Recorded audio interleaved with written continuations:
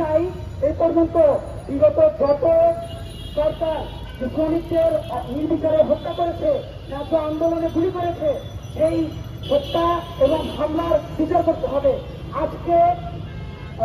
আজকে আশুলিয়ায় যে শ্রমিক হত্যা এবং হামলার ঘটনা ঘটলো, সেই হামলার সাথে জড়িতদের বিচার করতে হবে এবং এই দায় এই সরকার কোনোভাবে এড়াতে পারে না।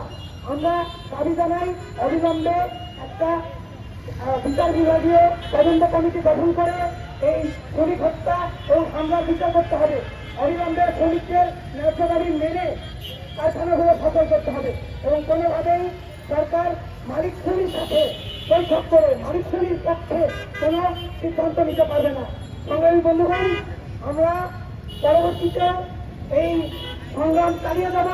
শ্রমিকদের পক্ষে আমাদের এই সংগ্রাম অবিরত থাকবে, এই আশাবাদ